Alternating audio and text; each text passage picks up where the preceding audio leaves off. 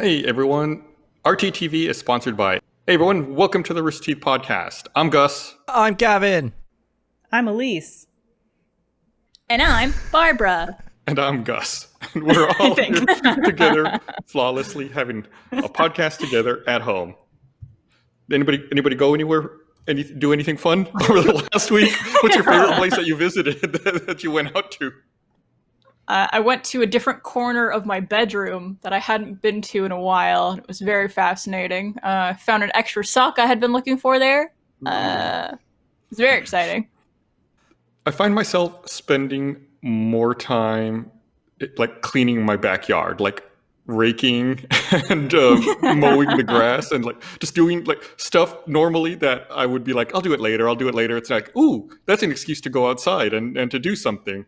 And like I'm out there and it's like, why am I doing this? Like that's how desperate I am.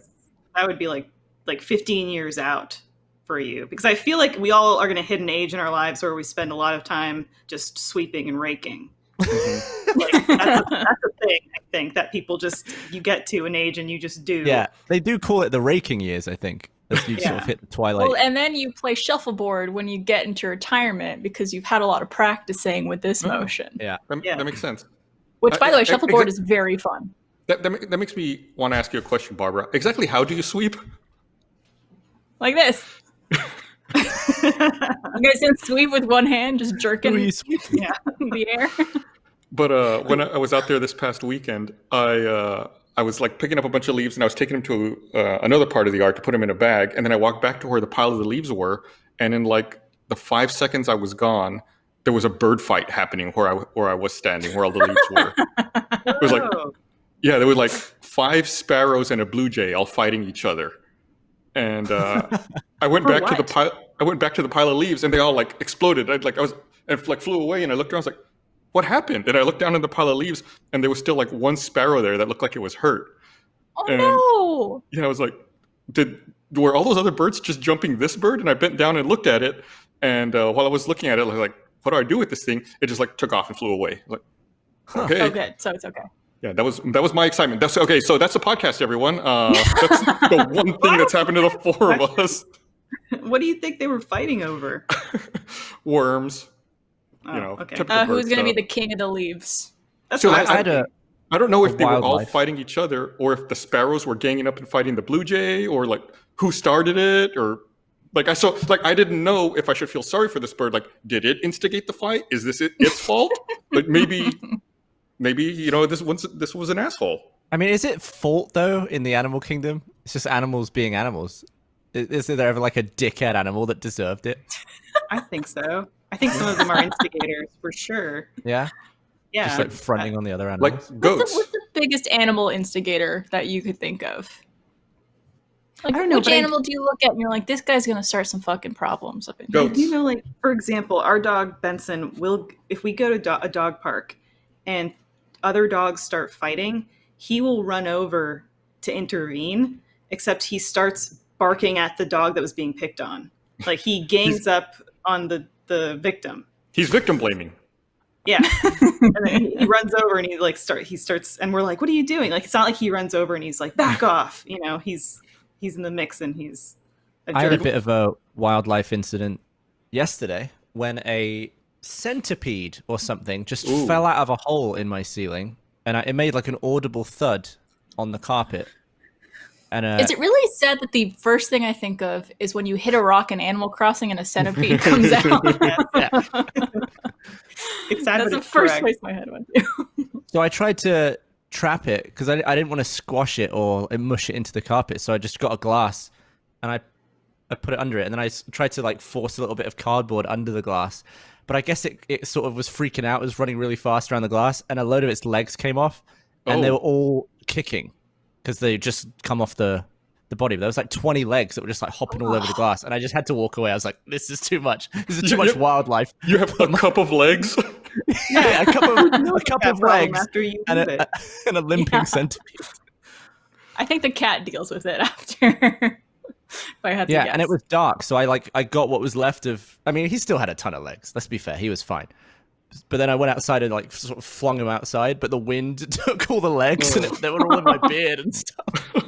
Oh, Such Were a they bad still time. moving in your beard? I don't know. I couldn't think about it. I was like, I don't know why that fucking gets me. Just disembodied legs yeah, it from was a horrible. centipede. It's funny how unexpected things flying at you make you react. This morning I was walking my dogs, and who knows, like a moth or something flew into my head, and I slapped my own face. It's like I had a smudge all over the lens of my glasses from like hitting my own face because some tiny bug flew into me. And it's like that's the instant reaction is to hurt yourself. What do you guys do? And there's a bug in your house. Do you kill it or do you try to bring it outside? What is like the general consensus in your household? I just chuck them out. If it's a Yeah. fly, I'll try and swat it or Honestly, something.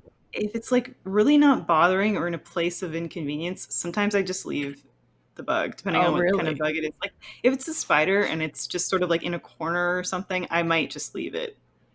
And Because not it's even. Yeah. probably doing good work. Yeah, it's doing work out there. James and I actually, true story, this happened but days ago. He was sitting in front of his computer just behind me here, and a spider propelled from the ceiling, like directly in front of him. So much so that had he been like live streaming, it would have come down right in front of the camera. That would have been awesome. I know. I was like, damn it! Like we're parked in front of these things all day. You know, Rooster Teeth streaming all day, and we couldn't. It didn't coincide. Yeah, that spider was taking its chance. It saw its opportunity to Yeah. to go out on the web. Oh, Catherine I want Zeta-Jones. to remind everyone, if people want to join us in chat, we're watching chat. They can create a free account at roosterteeth.com. And Hell yeah. you can just join us in chat. I got chat on my window right over here to the right. So if you see me looking over here, it's because I'm reading chat to see what's going on. Dennis in and I chat have- says a moth flew into his mouth once. Thank you for sharing that, Dennis. Trevor and I have almost a complete opposite opinion on bugs when they're in our house. For me, same with you, at least. Like if I see a spider up in the corner, I'm like, whatever. Like it's not bothering me. But if it's like crawling across the floor, I might smash it. But if it's just whatever, doing its thing. But I'm under we're not the impression. My mentality is this motherfucking insect invaded my space. I'm gonna kill it because it's on my property. But and it's inside. But it doesn't know And how to Trevor's- read. It doesn't understand that. I don't care. It's in my space. I'm gonna kill it. And Trevor's like, why don't you just take it outside? I'm like, it's just easier to just smash it. I also don't want to like handle bugs. It's easier for me to like approach it with a shoe, smash, and then throw it out versus Then like what- try to get like a piece of paper under it or some How shit. do you deal with the goo? I just wipe it up. So you don't want to deal with an insect, but you want to deal with insect guts? I don't want to deal with a live insect because I'm afraid it's gonna like quickly skitter away onto me or something like in my face or like get stuck in my hair. Yeah, there's It's a about a big fear. 2-second window where it's going to end up coming from the floor inside my mouth. That's how my brain works. I'm like, it's going to be there, you know? Trevor does this thing where he tries to make me feel bad about it, where he's just like, what if that little guy was just looking for his family and he just got lost and made the wrong turn and entered our house and he was just trying to get back home and you killed him? And I was like, oh my God. Jesus Christ. Just sneeze. Yeah. So I decided to Google right here. I'm looking it up. I looked up what is the ratio of insects to humans. The estimated ratio of insects to humans is 200 million to 1. Sounds about right. Because That's you a think lot. about how many little baby spiders are in one of those spider eggs. Oh, You know? We have all read Charlotte's Web. Yeah. We know what happens. There's the balloon, and then they all use their web as little balloons to like, you know, I haven't float read down. Charlotte's Web, but now I want to.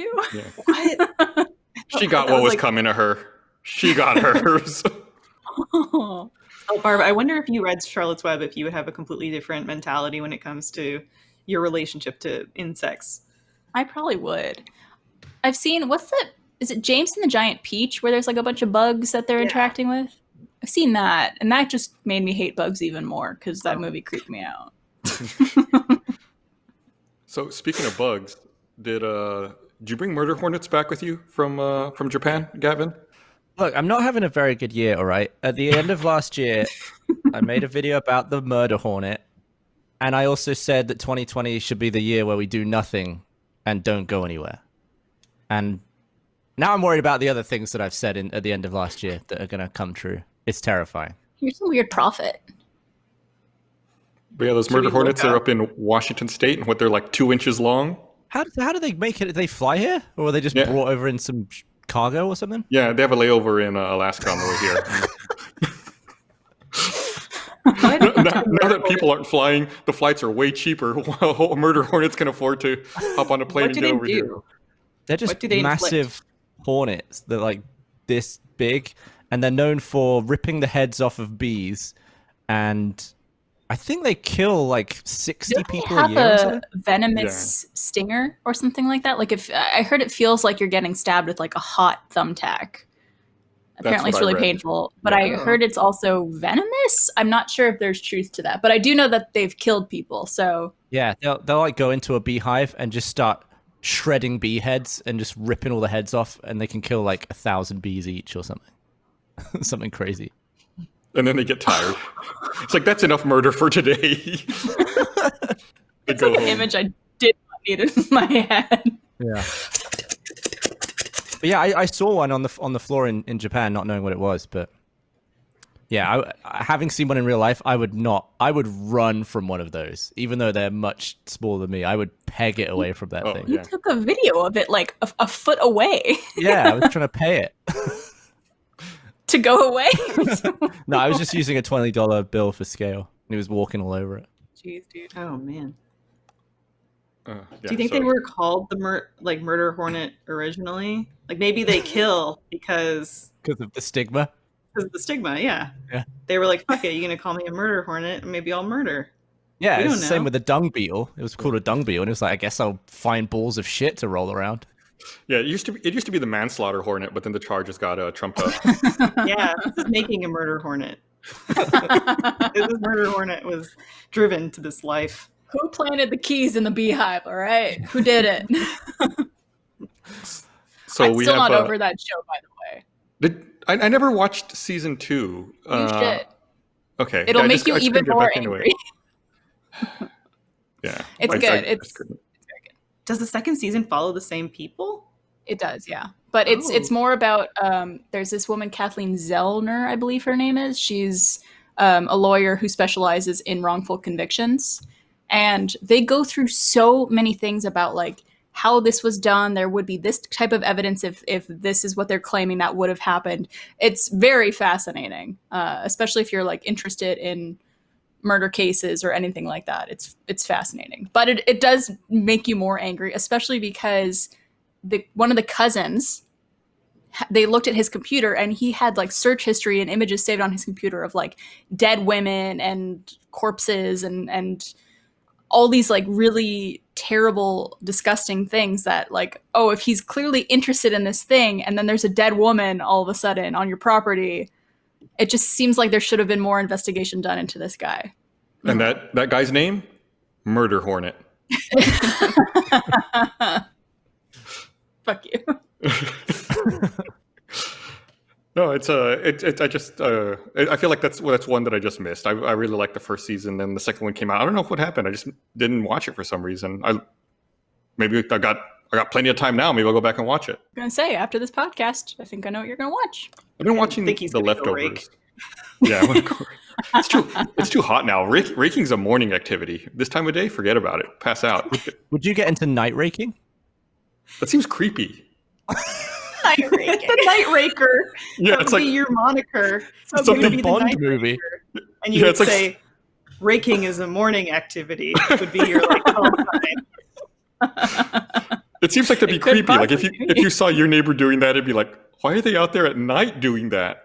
No, well now Yeah. I would think, oh, they're in quarantine. They're gonna do all things, all times of day because we're all stuck at home doing whatever. I don't know. So- I feel like I wouldn't want to do anything at night that looks like I could be burying someone. Like it's a similar motion for burying Well, raking a body. is pulling, and then burying is. See, I know that. True. Well, and then you as a have to have- silhouette.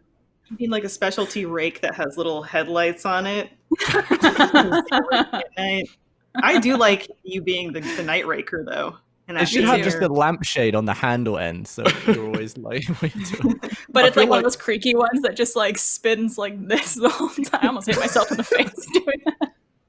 I feel like this is one of those infomercial products you see. It's like, have you ever tried raking at night? It's a mess. And then like someone just making a huge mess. It's like introducing the Night Rake, and it's just got like headlights on it. Are you being accused of murder? Yeah, it's a guy. Oh, sorry, go ahead. I was just like the guy messing it all up would be just a guy like raking his china cabinet by accident. It's like, you need the one with the lamp on it.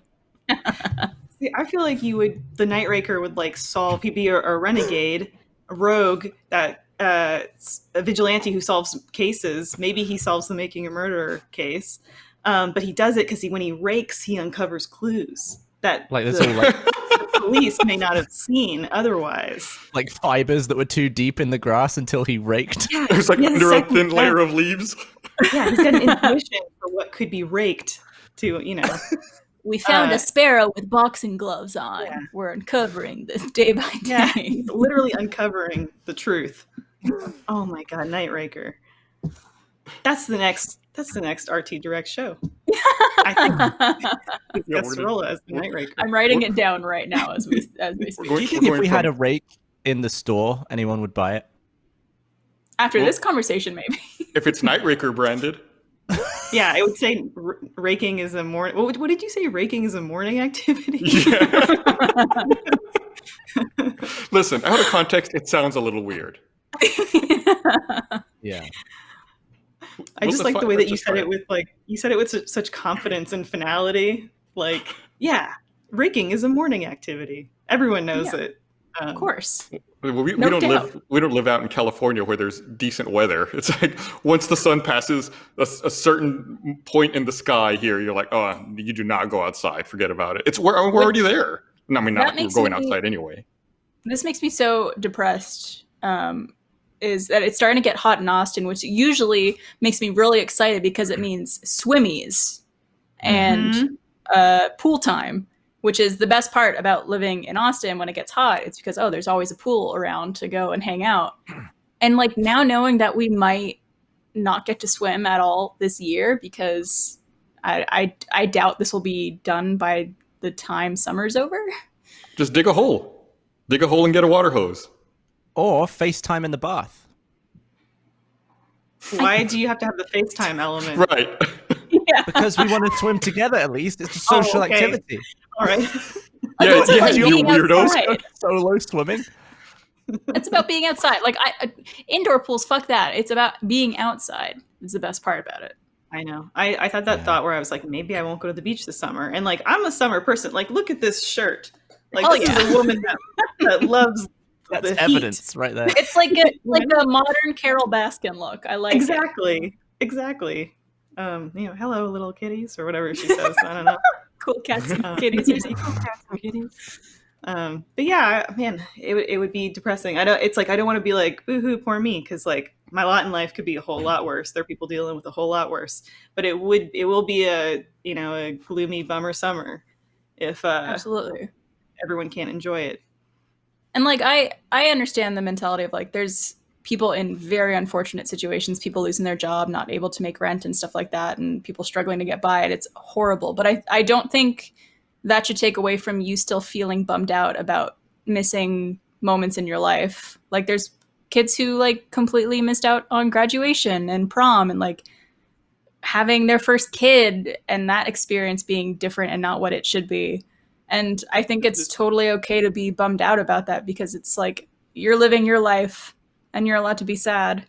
Yes, there's always going to be people in worse scenarios and worse situations, but I don't think that should take away from you feeling like this kind of sucks and I'm sad. Did you think kids missed out on having their first kid? Oh, no, I was saying like kids are missing out on their prom and stuff like that. But then there's also people who like, Oh, okay. there's a friend of mine who had twins. She lives in the UK and her family's in Canada and they can't come visit. Obviously, no one could come visit. They were planning on getting like all this extra help when the babies arrived and they can't have any of that. And, you know, like they're both still working with the newborn twins and everything. It's just like insane to think And the baby about. can't even swim. I know. Babies float though, right? Babies Do float. babies float? I saw in Does chat, rocks float on lava? someone said pop a hydrant, Barb. Oh, a little like sprinkler action. Do you have any Yeah. hydrants on your street? You gotta. I mean, I'm sure I Yeah. do. It also saw in chat, Coffee Break said that the Jeff Summer Bummer line was a year ahead of its time. Oh. Oh, yeah. oh. Do you ever think of what percentage of your life you'll end up spending alone in your house? Well, not alone, but just trapped indoors. Well, you spend a third of your life sleeping, right? So we already know that. So we're not counting that. Well, You would have been doing that anyway. Because you would have been asleep anyway. So we know it's a third of your life sleeping and a third of your life on the toilet. So you're only left with a third of your life for that could possibly be taken up by this. Yeah, I shat for 7 hours yesterday. Did you Animal eat something? Crossing? I wonder too, like when this has died down and like things start to go back to normal, whenever that may be. Like, I still wonder how much of our lives are going to be done remotely after, like, of things changing. I don't know. I feel like there's going to be a big shift and stuff. But, Do you think you'll ever shake a hand again? I mean, if I could not, that'd be great. I feel like we should adopt the Japanese bow, right? When they greet people. That's like common. Sure, there, yeah. I guess. Yeah. I've never been to Japan, so I don't know. That's just what I heard. I feel like we should adopt that because I feel like it's more respectful. Yeah, let's do away I like with that a lot. let's do away with hugs as well, as long as we're at it. No hugs. I don't want to get rid of those. Oh, hugs are nice though. What if I see Elise? Yeah. No, then I I'm not bow. gonna bow at Barb. Although I kind of want you to. We gotta be body to body, skin to skin. like When like you a said- baby imprinting on a mother. When you said Japan, I immediately just thinking of the last thing I thought about when I was in Japan, which is like just using the trains and all the escalators and stuff. And I was just imagining like two rammed escalators going past each other, but everyone bowing at each other. Such a weird sight. Oh man, and yeah, like think of the packed trains in Japan. Like people shoulder to shoulder falling asleep on each other. Yeah, How do you handle the amount of people that have to get from place to place? yeah, that's true. Because that's really crowded for.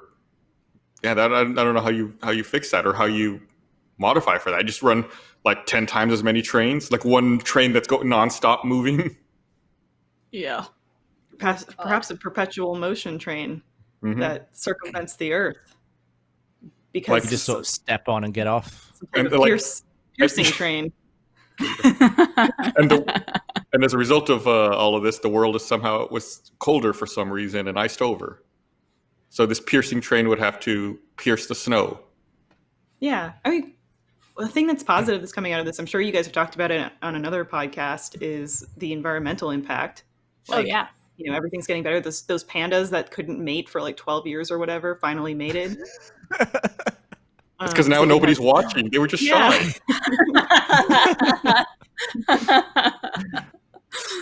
I know I can't do it when people are watching, so I understand Not on the tub FaceTime. I'm the real tub girl, baby. I don't think it's a bad idea, Elise. I don't think she said it's a bad idea. I think she's just No. making fun of you. No, I'm sorry. I didn't mean to even make fun of you. Though I guess I was. It was just the way that you presented it. Because it was like, it wasn't like you said like, oh yeah, you know, we'll get in the tub, just pretend like we're swimming and we should get on FaceTime so it feels like we're together. You were just like, get in the tub and FaceTime. Yeah, my mind was slightly ahead of where the conversation had gone. Yeah. At that point. Yeah, I'm like, oh, I miss going swimming with friends. And you're just like, just FaceTime me from the tub. Like, just be in a body of water and let me see your face. That'll be the exact same. And send me your credit card info while you're at it. That's a sign of intellect, right? That your mind moves faster than your mouth. No, I don't think so. I think it means that you have trouble like staying grounded to conversations, just wandering off. How has it been? I wonder what it's like in LA, at least, because I don't know if it's just like it happened to be a clear day, but there was a photo taken of downtown LA and it was super clear. And I'm wondering if like the lack of traffic is having a great impact on that city. I would imagine it is. I think the air here is cleaner than it's been in decades. And you can see the mountains from just about everywhere you are, which is usually the only time you can do that is after it's rained. Yeah. So it is actually really nice. outside right now, and I feel like there's a lot of wildlife that you see. Are That you generally making the most of it? Are you like walking outside and taking big deep breaths? On FaceTime? Oh, I'm a big outdoorsy person anyway. You're showing your shirt. I feel like this shirt says something about a person. I don't know. I think it says you're a cool cat. Thank you, Barb. I really like being outside, so I will admit, like, I do probably abuse the like go for a walk. Oh no, I walk my dog, so I'm out with a purpose. I'm not just like strolling the neighborhoods, exhaling for the thrill of it. But I am like just trying to be outside because I miss it a lot, and I do wear a mask or a bandana a lot. I kind of like the fashion aspect of wearing a bandana more than a mask. I don't know how you guys feel. That's superficial. Chris Damaris is abusing it. I think Chris Damaris likes using that bandana too much. Like even He loves that bandana. Yeah, when he's inside and we're on, video conference meetings, he's still wearing it. Does he wear it around his neck? Yeah. He's doing it like Red Dead style, so you can just quickly put it up whenever you need to. Right. Yeah. Trevor's been wearing a bandana, but like folded around his head because his hair is getting so long that like if he's working on something or like looking down, it'll go in his eyes. Because I think if he pulls his longest piece down, it's like below his nose. Does he have a plan? Like, is he going to try to cut it, or have you cut it or something? So he's talking about, he's like, I've never seen my hair past a certain length. So like, why don't I try growing it out and see if there's like a new style I could try or whatever. I might try styling his hair, maybe film it, see what happens. Sounds like a video. Oh. I know. Pretty much everything we come up with, it's like, we should save that for a video. Because quarantine and you're only so capable of doing things at home. Mm-hmm. But if not, I've offered to cut his hair for him. I cut Chris's hair and I think I did a pretty okay job. So, oh yeah, that's true. I don't want to fuck it up too bad. So we'll see what happens. For now, it's just growing out. I wonder how long my longest hair isn't nearly as long. Eyebrow level. Oh yeah, you're an eyebrow. Elise, what about you? I know you're like me and you have some blonde highlights and stuff like that. You're just letting it grow, or you think you're going to try redying? I was. Depends on how long this goes. I might just try to color it myself. But I mean, for now, I'm like, I'll just leave it, and yeah, it's not too bad. It looks good. I mean, your hair looks great too. I get the balayage stuff, so it's like meant to be able to grow out and look okay. But I think you could see like my hair's down to here where it's grown out so far, which I don't know if like that's really fast or if I just wasn't paying attention to it way before quarantine. I feel like people have turned into werewolves since we started. Why is everyone's follicles moving so fast now? I know. Look, the nails are growing faster. Yeah, and like... What changed? What changed? Today we had a Zoom meeting earlier, and Marielle changed her background. She made a virtual background that was this image, me sitting in front of the wall, and she set it as her virtual background. And that gave me an idea, so I had her send it to me, and I used that as my virtual background, and I just walked away from the meeting. Left. But the problem is there was like 15 of us, so we didn't really notice that Gus wasn't moving. It was just a frozen image of me like... I just walked away, went to my kitchen. I was like, I don't even need to be here anymore. Were you still listening to the meeting at least? Yeah, I still had my headphones on. Still has headphones on. At one point, I was talking about something and I was going on for a couple minutes, and then I like stopped myself mid-sentence to be like, Gus, are you just a virtual background picture of yourself? And apparently Cameron and Noelle from our group had been messaging each other 15 minutes prior to say that Gus was frozen. It had gone on for a long time. Yeah. That's awesome. Little pro tip for everyone out there. If you got a meeting you want to get out of, just virtual background yourself. You can do movies too. You can just record like a little movie of you just like maybe like a 5-second loop doing something and just play that over and over. Of you nodding, because then people could just get you to agree to stuff without you actually agreeing. You could always do like one of these where you're like kind of like looking at the screen. Oh yeah. Mm-hmm. Yeah. Like one of those, move your eyes around a little bit so it looks like you're listening. It's kind of like when I hacked my way onto the always open screen.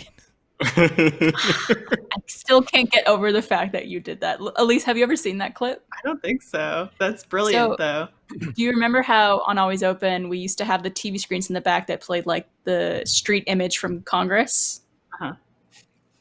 Gavin, the first time he was on the show, unbeknownst to me, the night before went down to Congress, matched up the camera angle of what we had for the video playing in the back, and filmed himself like walking through and like coming up close to the camera. And then they sneakily did that on the show. And I was like, I have no idea what's going on. Because I didn't think Gavin would put in that effort to do that. Yeah. So I thought they just took a green screen and like did something with a video of Gavin that already existed, and he didn't know about it either. So I thought everyone was being pranked and not just me. Yeah, it was weird. It was like a prank that had two waves of reactions. One was like, whoa, what's crazy? What's going on? And then after you found out that I had done it, you were like, what? Yeah, that blew my mind even more. Yeah. I actually think that's pretty sweet because I feel like that takes a lot of work, and I don't think Gavin would do it for just anyone. So I think that's actually... Why... You are absolutely right, Elise. But I do love pranks that are like tons of time for like just like a 1 second payoff or like 5 seconds. They're extra funny to me. But I had the same thought process, Elise, where I was just like, oh, like Gavin must like me if he went to that much trouble to pull a prank on me. It's sweet in a way, and also like extra unbelievable because of that, I think. On the subject of the Zoom stuff, John Smith did this thing during one of our like Zoom meetings where prior to the meeting he had filmed himself with like a wire pretending to choke out someone. So he played it in the background so it looked like he was coming and choking himself. So then him in real time was like, and it was so good. I wish we had it so we could, because we've talked about it in podcasts, but we can't like roll it in to be like, here's what it is. It was brilliant. It was so good. That's amazing. He's so funny. He cracks me up so hard on Last Laugh. Yeah, he's all MVP. the little shit he does. Oh yeah. Yeah. So yeah, he did. Speaking of Last Laugh, episode 3 just came out today. It did. It did. I just finished watching it right before the podcast. It was. How many episodes are there? I don't know. There's 6. Okay. 6. It's a good thing Elise is here. You have all the answers. Well, it's hard though because I feel like we can't talk about it. You can talk about legitimate and open way without spoiling anything. You can talk about the first 3, right? 3 are out now. Yeah, can we? Are we spoiling it for someone that may be watching this now but hasn't seen Last Laugh? I don't want them to turn away from the RT podcast. Do it. You're just looking out for us. You could probably talk like about certain things. Maybe not like who was eliminated, but like maybe moments or something like that. Yeah, Michael was a menace in this episode. I don't know if that's like too broad though. Michael did. I think we could give details on that. He busted out his like big gun, which was his baby costume.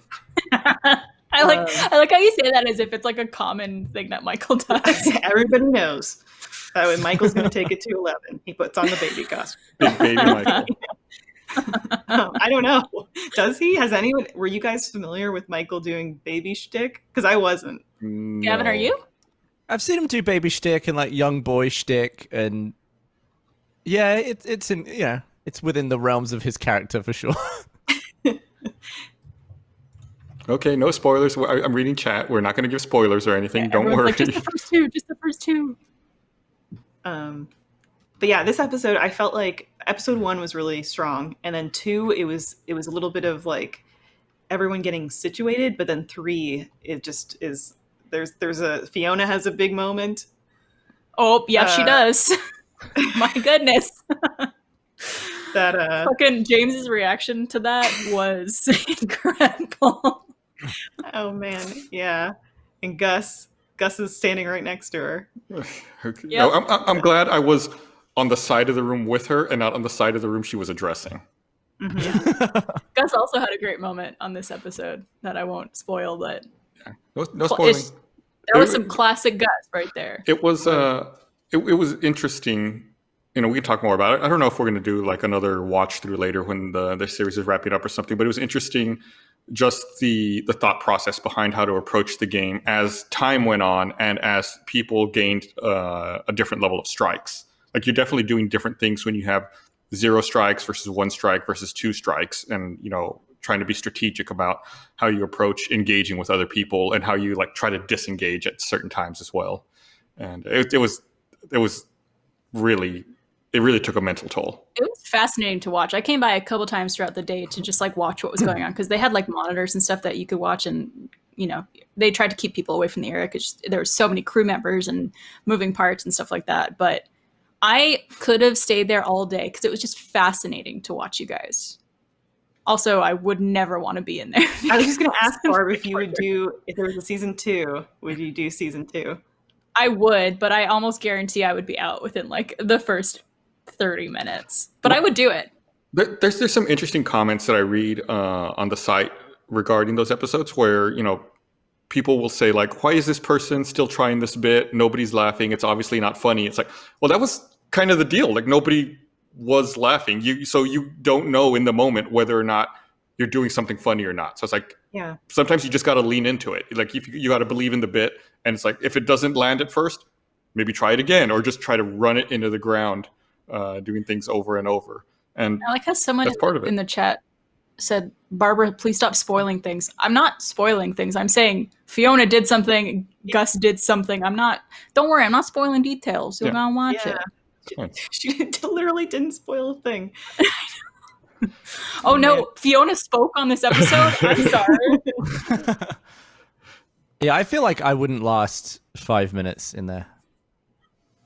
Gavin, I feel like if you and I were in there, we'd probably get each other in like a second.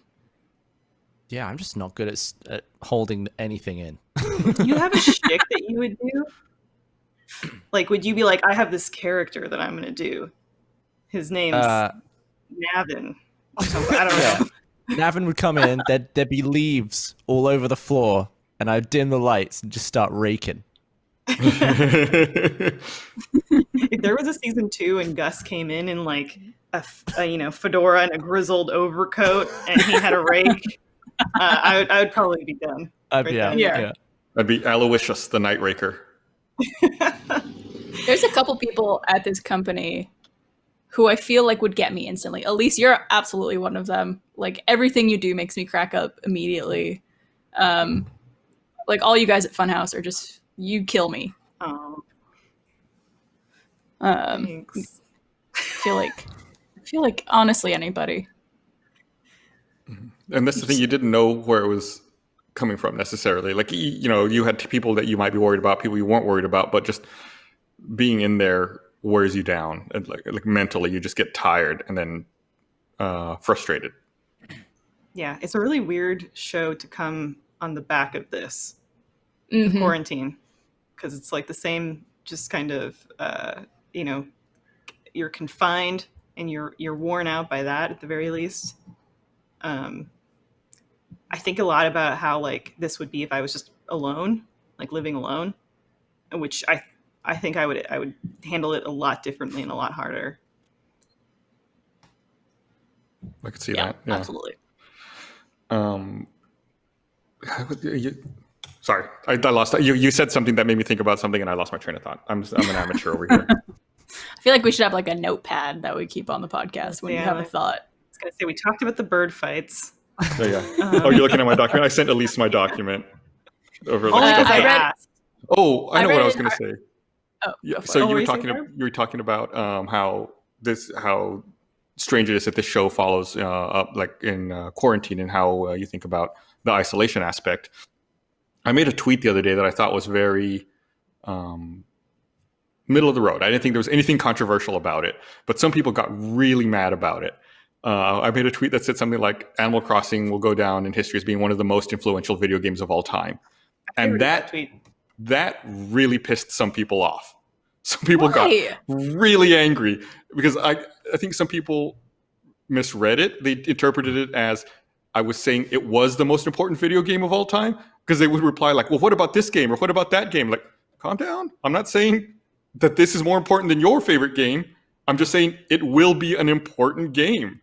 And then some people were getting really defensive about games that I think are good games, but I would not consider one of the most important games of all time. Like one person was ready to die on the hill that Metal Gear Solid was the most important video game of all time.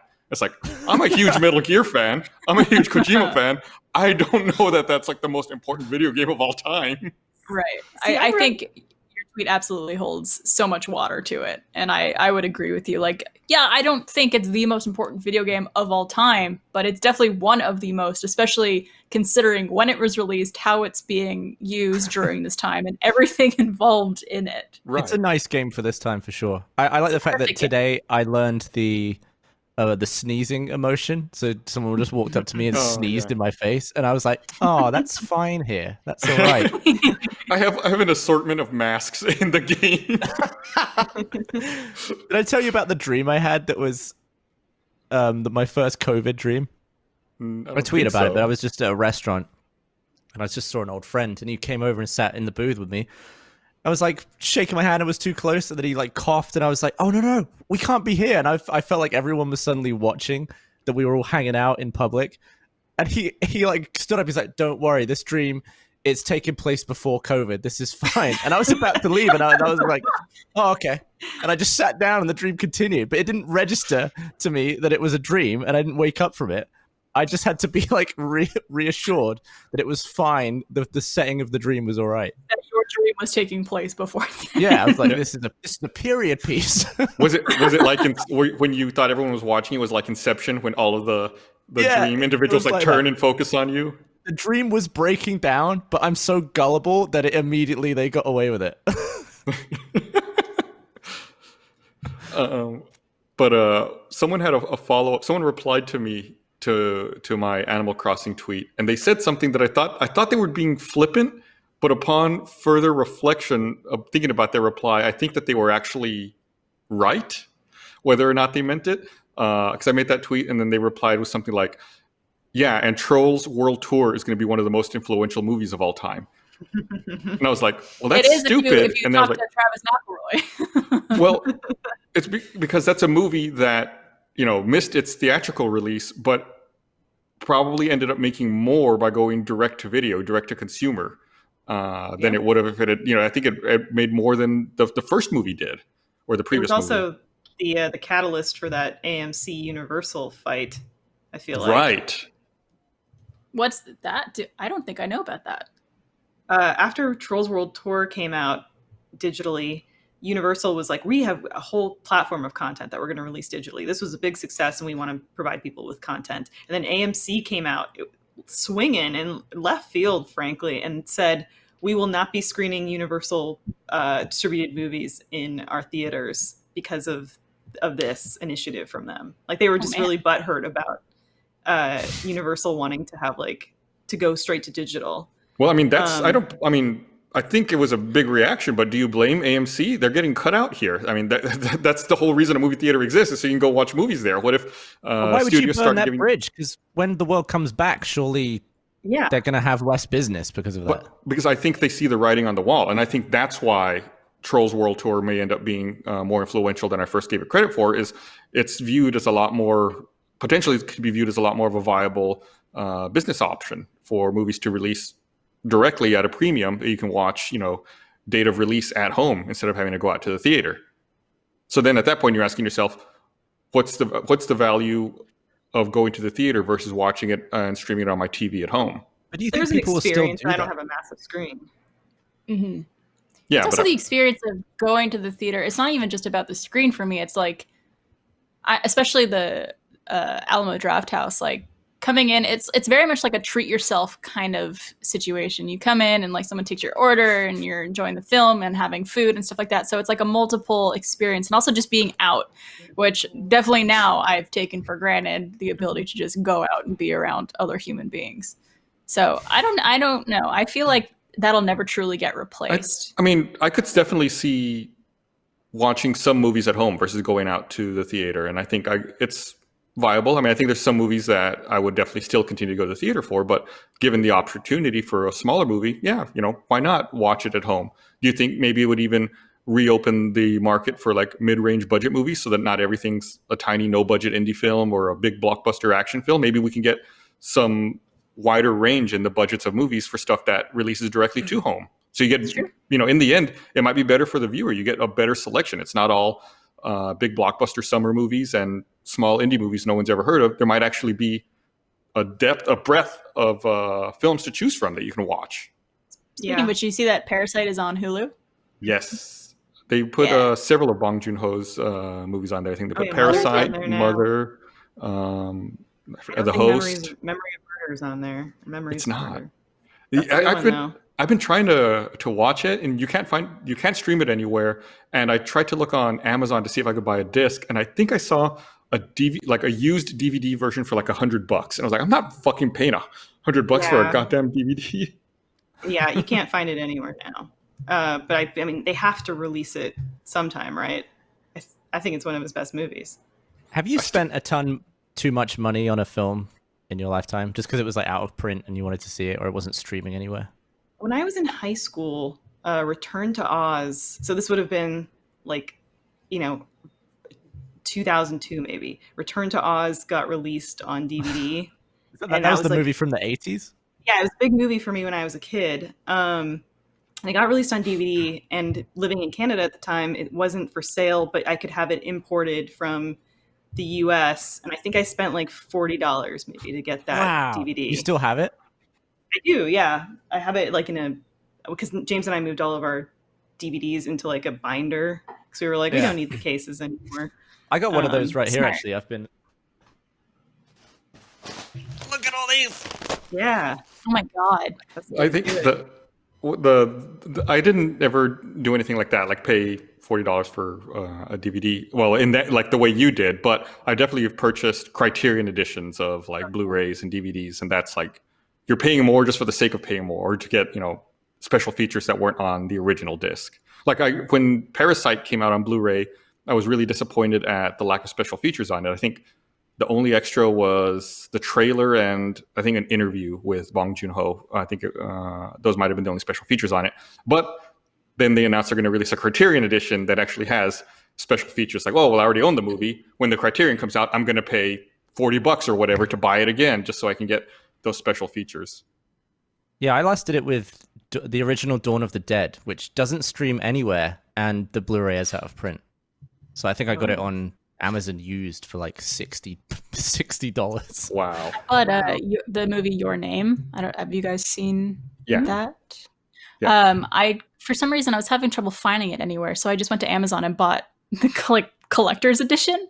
It's actually, you can't really see it very well, but it's up on my shelf right over here next to the Everything is Fine dog and a picture of Blaine. But that was like $60, and it came with like an art book and a soundtrack and like all these extra things, and it's 100% worth it because that movie is one of my favorite movies of all time, and it's like the most beautiful movie, and it has such an amazing soundtrack, and the art is beautiful. So like I'm so happy to have all of that with it, but I don't know if like I would pay that much for a movie in general if it didn't come with that stuff. This is not a movie. This isn't a movie specifically, but I did pay for, I guess, like an ancillary product. That I pre-ordered an ancillary product. So it's coming out on May 19th. I'm looking at it over here. I guess they're releasing a graphic novel for Parasite that was made using the storyboards for the film. Oh, that is awesome. I thought it was an interesting way to like repurpose the storyboard. So I pre-ordered that on. I like how we online. Also found out the other week that you have The Rock from Parasite. It's not it's not intended to be a recreation. It's one that's similar to that. Yeah. It was just funny that you had that. I was like, you're such a fanboy. I love it. Right over there. I can see it. I can see it from my desk. But we can't see it. No, you can't. Sorry. You can see this one. Nice. I'm lame, so I buy all the Wes Anderson scripts, like when they get put into like nice scripted books. Mm-hmm. But I don't read them. Are you just buying them out of support? Well, I guess so. And then also because like some of them you can't buy now. Like you can't buy the Life Aquatic script anymore. What's your favorite Wes Anderson movie, Elise? The one that is like most personal to me is Roll Tenenbaums. It's a good one. The one that, I kind of like had seen Rushmore, and then when that came out, I saw it and I was like, oh, this is like, there's so much texture to this movie. It's so good. Were That you should at be our the? first movie club movie. Did you go to the YouTube Creator Summit the year that Wes Anderson came and talked to us? No. How was that? It was great. It was really cool, actually. And now I'm sorry that you weren't there. Sounds awesome. What was his like big thing that he imparted to everyone? I mean, I don't think he had a particular message. He was just talking about his shit. We were asking questions, just normal, nice, intimate stuff, really. It's so crazy to think that he's from Texas because I look at him and I'm like, he probably like lives in some like chateau outside of France. But then like it's like, oh no, he went to because he went to U of T, right? I think so. I think he's from the Dallas area, if I remember right. I'm gonna look it up. Dallas, yeah, I feel like I'm Mr. Dallas.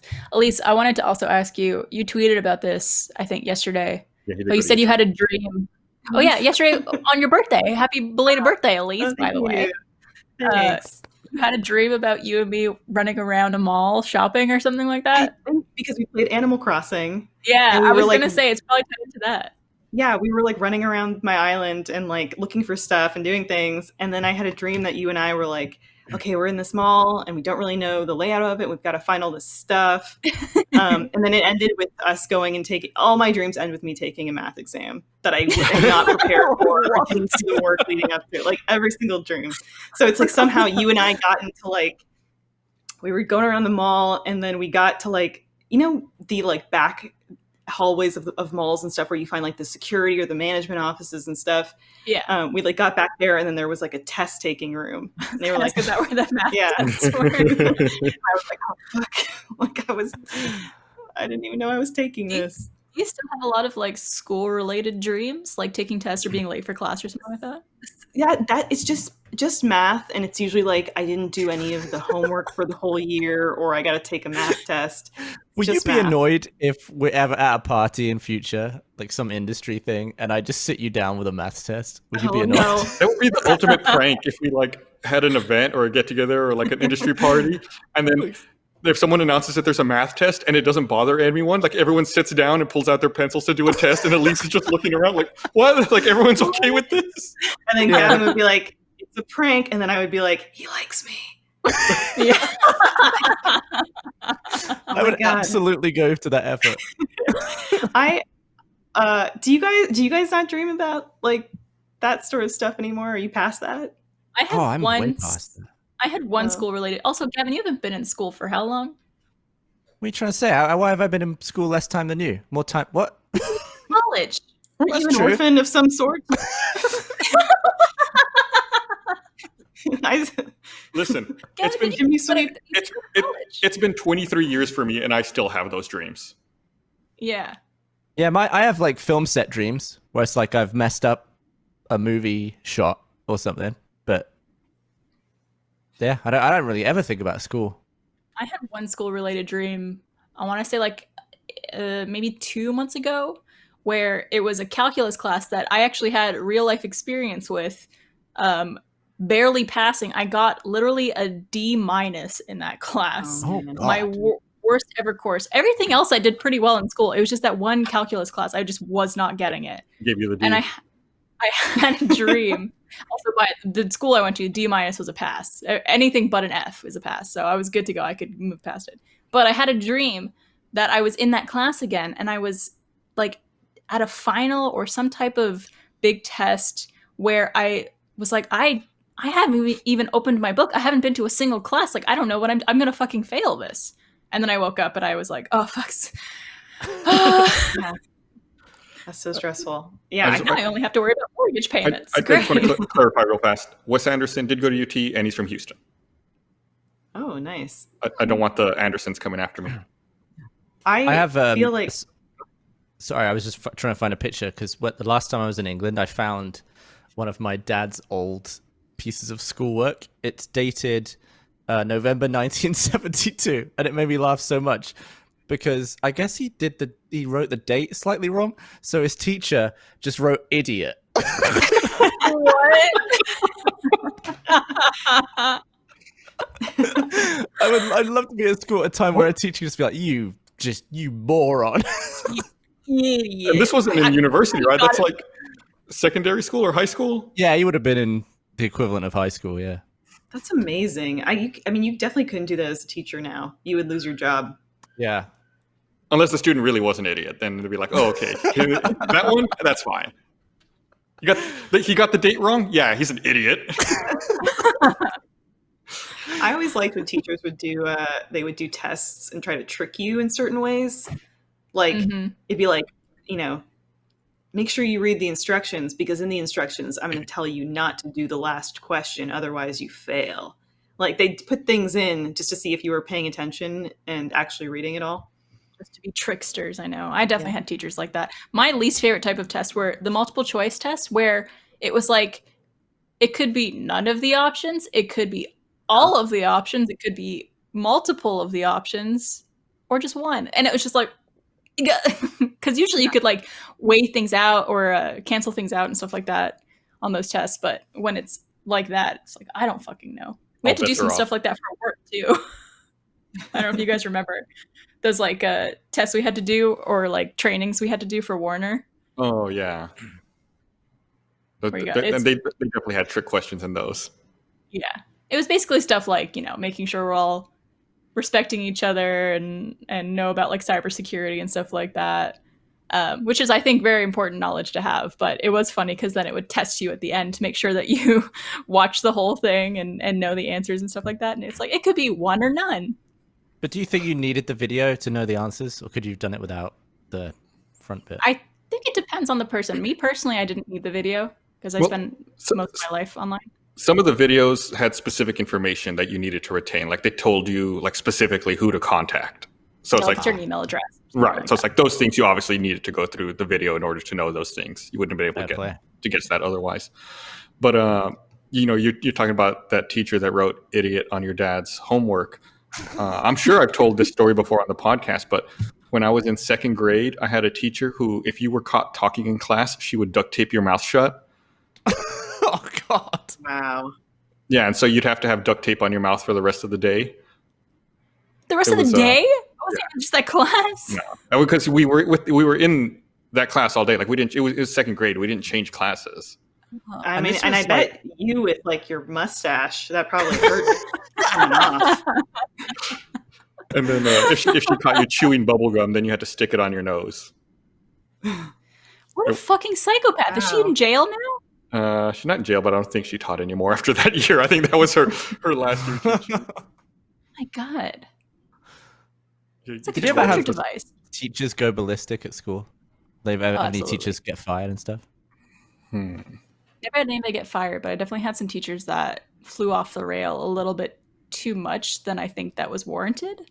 Yeah, I think you're right. Like I think we all had those teachers where they would just like fucking flip their shit, and it's like, okay, like all the kids in the class recognize you were overreacting. Calm your tits for like 2 seconds. What about you, Gav? Yeah, we had it wasn't in my class, it was like one of the buildings next door, but apparently a teacher just went ballistic and started throwing chairs and shit, and all the students ran out of the classroom. So he hit the fire alarm to make it seem like they were just leaving because of the fire alarm. And to get like a bunch of witnesses to be like, no, yeah, he was like chucking shit at people. But yeah, that was I don't even really know what happened. Is he in jail? Probably not. I mean, is it illegal to throw a chair at a child? Probably. If you don't hit them, if you just glance them or miss, is it illegal? I don't know. I guess intention plays a part in that. But I've got this. I'm in this weird little muck hole on YouTube where I'll just flip on YouTube and fall asleep. But at some point, it like flipped onto a To Catch a Predator video. And now I'm just constantly just recommended Chris Hansen busting a bunch of pedo dudes. And I'm amazed, because I've just been watching a few, I'm amazed at how few of them actually go to prison. They just get like 36 months probation for praying. So yeah, I guess throwing a chair, not nearly as bad as that.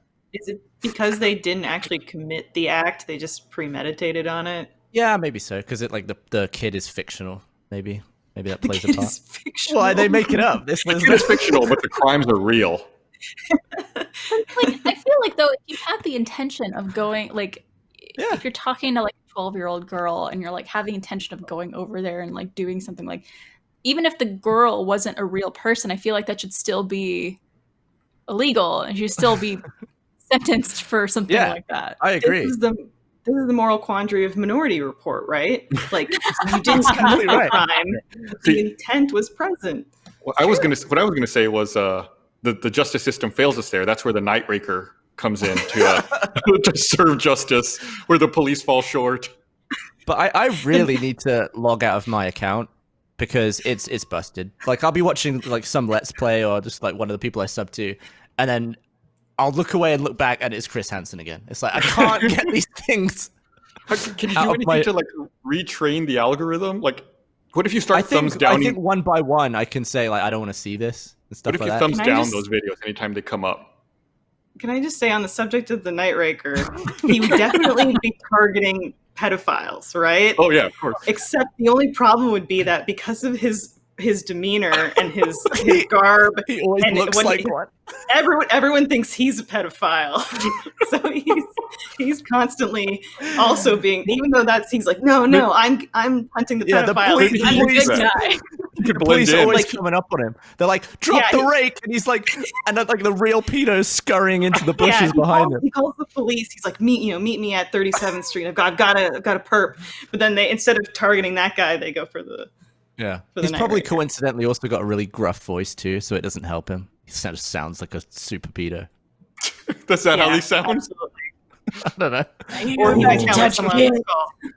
I don't know. You just hear him coming with a little scrape of the rake behind him. He's Freddy Krueger now. I keep picturing Freddy Krueger every time we talk about him. That's what I've been picturing in my mind has been Freddy Krueger. But I feel like a lot of the times when he does catch the pedo, the police find the guy unconscious on the floor with just like a line down his face where he's clearly stepped on a rake, and then the Night Raker is just scurried away. Successful. I thought it would be several lines, like the rake going across his face. Well, why? If you stand on a rake, the rake end doesn't hit you in the face. Because the Night Raker does it to them. And if you stand on a rake, it doesn't pop up. You're thinking of a hoe. Wait, a rake pops up? Yeah, you're thinking of I'm thinking of the long kind. These little guys. I'm thinking of a standard procedure cartoon rake. Okay. I was thinking of the other plastic ones that like fan out real big. So you're saying you know this from The Simpsons of Sideshow Bob. That's what I'm thinking of. Right. Stepping on the rake. Different rakes. So you're saying the Night Raker just goes at people and hits them with the rake end? Yes. Then he should be in prison. Remember when groundskeeper Willie's making out with the rake and he's got all the scratches on his face? Like that. So there needs to be a Night Raker shirt, right? Absolutely. 100%. I'm not wearing it. Raking is a day activity. Morning. Yeah. Raking is a morning activity. I'm going to write that down. I also think the Night Raker has a sidekick, the hoe, who's a reformed stripper. Well, not reformed. I mean, if you're stripping to make money, that's your thing. Okay? But maybe one night the Night Raker was raking. She was walking home from her job. And, maybe I don't know where it goes from there. Maybe she was being accosted and the Night Raker steps in and then she sees what a life of thwarting crime can mean and she becomes the hoe. Mm. Well, there's the hoe and there's the hoe. Perfect segue. Yeah. To remind me to thank all of our first members for supporting this stream. Thanks to all our first members for supporting Rooster Teeth. Oh, okay. We appreciate. We couldn't do all of this stuff without you guys. So thank you so much. Oh, that really tickled me. I love the Night Raker. I'm so happy, Gus, that you are the Night Raker. Oh, no. Oh, I'm sorry. We don't know who doesn't it is. want to rake at night. It's a morning activity. Oh, that's right. So who is the natural enemy of the Night Raker? Is it you? Who is? No, it would be Leaves. like the morning leaf blower. Yeah. The neighbor's leaf blower. Yeah. I need to get a rake. I don't have one. Riveting. There you have it. I mean, how many of you have rakes? It's like a grown-up tool, isn't it? I have nothing to rake. Gavin, don't you not even have a plunger? No. You need more house tools. I need to grow up. I need to get some real big boy tools. Got a screwdriver and a hammer. Yeah, as you you own furniture and a home, so you should have tools to fix things with, right? Yeah. That's Yeah, not. you're I right. don't think that's like a thing. I got like my first little toolkit. It was like a tiny box that had all the essentials when I moved into my first apartment. I feel like that's like when you live on your own, that's like the first thing you get. Right? Yeah, I For think sure. so. We have. I mean, oh my god, I literally have a toolbox arriving this Thursday, I think, because we had until this point the same like toolkit that you're describing, which is maybe like briefcase size, Yep. and it's got like a bunch of screwdrivers and hammers and a level in it. But we've been accumulating stuff that's just like loose and willy nilly, and it's just in a random container. And I'm like, if only there was a container specifically meant for tools. Oh, toolbox. I just buy one for $20, so that's on the way. Are you Yeah, excited for it to arrive? Everyone's accomplishing so much in quarantine. Well, not accomplishing so much. We're digging into the nitty gritty of our lives, I think, and I think that's a good opportunity for you too, Gavin, to get these little tools that you need. Yeah, things that you'll use once. I need shed shit. Yeah. Do you have a shed? Yeah, do you have a shed? No. No, I used to. Not anymore. I've got a shed, but I'm scared of it. I never go in there. Why are you scared of it? I feel like it's filled with spiders or something, and I don't ever want to go in there. It's like It's full of murder hornets or whatever. the shed is the spider's house. They can stay in there, and I won't bother them. I kind of worry about that. We have a box that has we have like a fake Christmas tree that we package up after Christmas is done. I'm always scared because it's like in an area that's has access to outside kind of, and I'm worried that it's just going to be filled with bugs by the time we open it up for next Christmas, like a bunch of dead bugs. Yep. It's terrifying.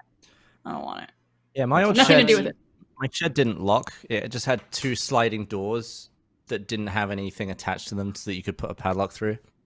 And then people would just come and pillage my shit. They took all the cool stuff. Wait, that happened to you? You what? That happened to you? I didn't realize that you got like stuff. Yeah, but I didn't have any stolen. real tools in there. It wasn't like a shed. It was just like slow-mo guys stuff. So they took the flamethrower and the crossbow and like all the Dude, stuff. imagine being a robber and going to get like a fucking rake and a hose, and you open up a tool shed and there's a fucking flamethrower in there. I would be like, yeah, jackpot. jackpot. Yeah. They like broke my side gate. They broke the lock on that and then just pillaged my shed while I didn't live there, which was very nice of them. In chat, Kai Fearing just asked, "Is that a bowl on the floor behind you, Gavin?" No, I tell you what it is. It's the shitty ceiling fan bulb broke, and that's the thing that was on my ceiling fan. But I thought it would be a normal. It's so boring. I'm not even gonna. It's those weird light bulbs. Yeah, it's like a little thingy one, but it looks like it will kill me if I try and pull it out without flipping a breaker. So that's why it's still down there after a week. No, you'll be fine. You'll be fine. I like how you just don't put it like to the side or on like a counter or a shelf somewhere. It's just like sitting behind you. Side of what? What do I need to put on the side of? It's just so it's not on the floor right in your shot. Like if I had a fucking light bulb just on the floor there, I'd be like, oh, let me get it out of my shot to clean this up. I think it's nice. The cats fiddle with it. I think it's a nice little thing to keep there. Chat was asking about it. They get distracted. No, I mean that's good. Yes, they're like, oh, look what a visually interesting thing. I mean, it's no brick wall. Oh, Should we all grab one interesting thing in our vicinity that wasn't just immediately on the floor behind us? Yeah, let's do that. Show and tell. Show off. Oh, I just happened to find this. I don't know why it was just down there on the... Elisa, I was gonna say that I love your setup. Like it looks. Do you have like a purple light or something? It looks really cool. We've got a light above us and then behind us, and they can go like golden yellow too. But it's been like really nice just to give some dynamic, quality to our setup because there's not much going on here. Thank you. I have a thank you note that Bill and I wrote to me. Oh. Not to brag or anything, but we hung out once. A little cat tree. I have this plant. Oh, nice plant. It gets me through the days. Just knowing I got to stick around for this guy. I have a picture of a giraffe. Ooh. What? Oh, I was going to ask what Barbara had, but no, they just cut to the shot, and I can see she's grabbing stuff. glad I wore pants today. I literally thought before the podcast, like, what if I have to get up at one point?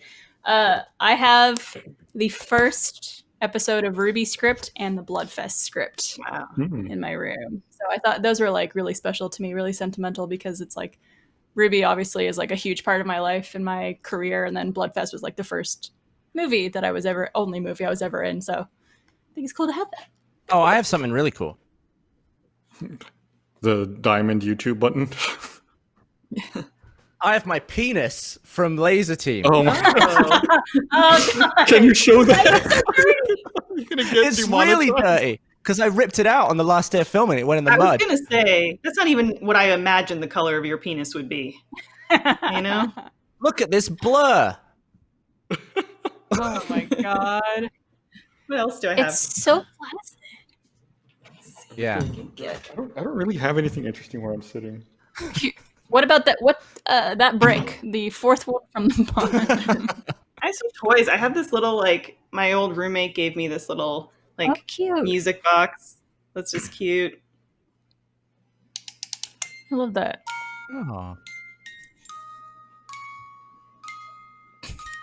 She's asleep. That's so nice. I mean, I have toys and stuff. Oh, it's shut the fuck up. Doing a podcast. How unprofessional of it to interrupt.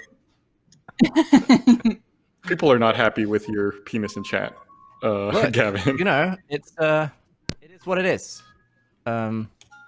It's back in its drawer now, where it will remain.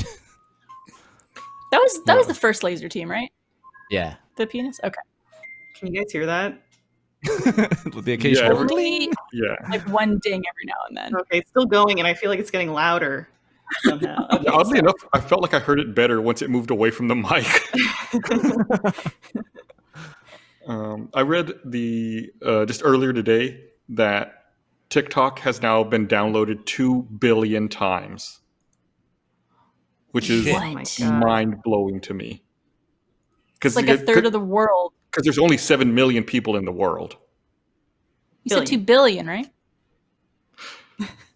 Yeah, whatever. What did I do million, wrong? What did I billion. do wrong?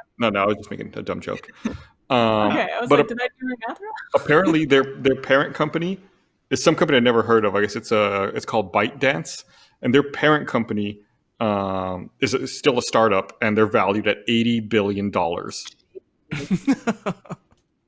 Wow. I think of the people, I don't know if you guys watch TikTok as much as I do, but there's people on that app, specifically this one girl named Charlie, who I'm sure everybody who has TikTok knows Charlie. She's like this 15-year-old girl. She has brown hair, and she basically dances on the app.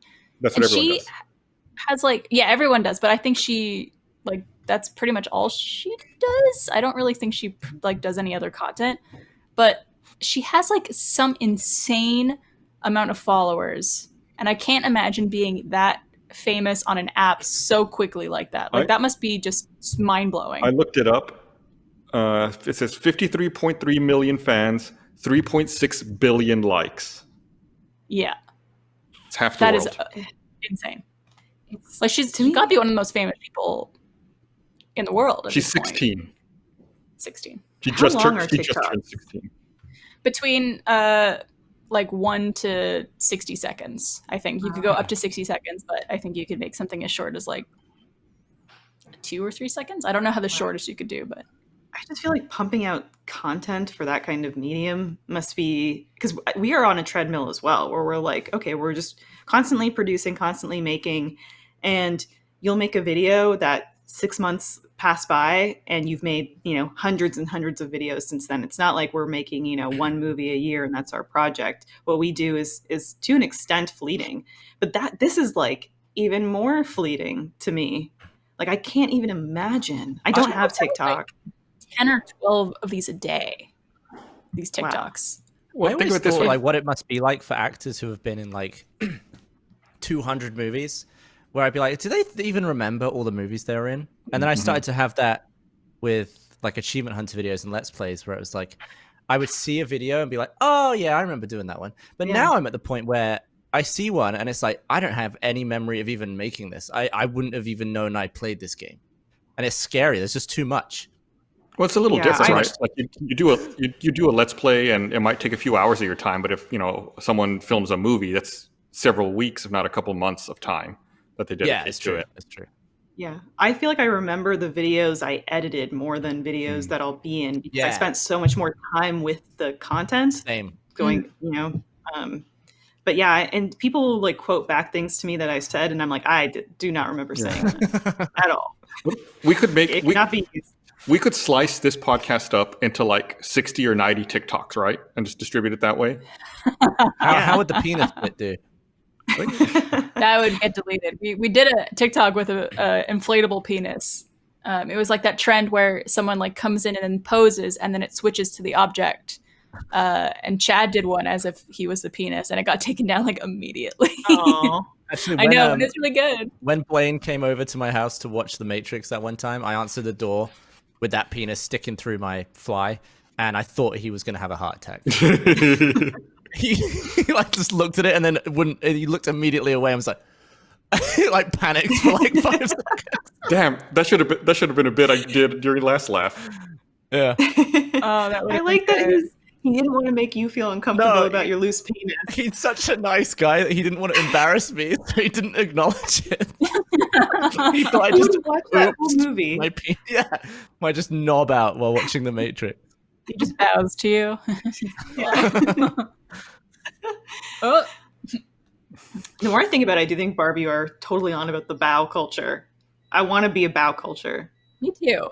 I think it would be a nice change of pace. I think I that just that think shirt. it's more respectful. I think that shirt says that you'd be interested in it. My shirt No, or Elise's Elise's shirt? shirt. Barford or mine? Yeah, Elise's. For I'm sure. in my Rudy Kawaii shirt. Oh, yeah, that one too. Yeah, that's a So bow. cute. That's a bow shirt. But Elise's shirt definitely says that about her, I think. She's a summer bow. I like Yeah. how you show off the sleeve. It's like you show off this part. Just, this is my sleeve. Because we're keeping things loose. Do you still edit, Elise?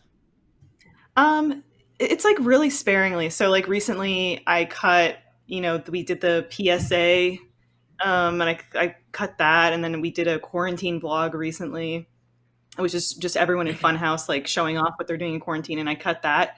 But those are like few and far between. It's more of a time thing because I do enjoy editing, and sometimes I get like more of a sense of gratification from cutting than I do like performing and stuff. Yeah, But I actually it's not time. I no longer edit for Achievement Hunter, but the other day I just felt the urge to edit something really quick, so I just took a bunch of action replays that I'd saved in GTA and I just cut some dumb montage to music, just because I Cool. just missed making something. And if the chat mentions Manuel Samuel, I'm gonna go nuts. Well, I think now too, like when we're in quarantine and we're Great trying point. new stuff, I kind of like it's the sort of thing where I'm like, oh, this idea, like I really see it playing out in my head. I kind of want to cut it to see like the quarantine vlog thing. I was like, I know how this is going to look. I kind of want to see how it's going to turn out. And it was also just to like alleviate the workload from everybody a little bit. Yeah. Oh, speaking of quarantine content, I keep meaning to bring this up with you, Elise. We played, I don't know if you watched it, we did a video where we played Guess Who, where all the characters were like people from Funhouse and Achievement Hunter. That's brilliant. I didn't get to watch all of it, but I think that's like the most ingenious idea.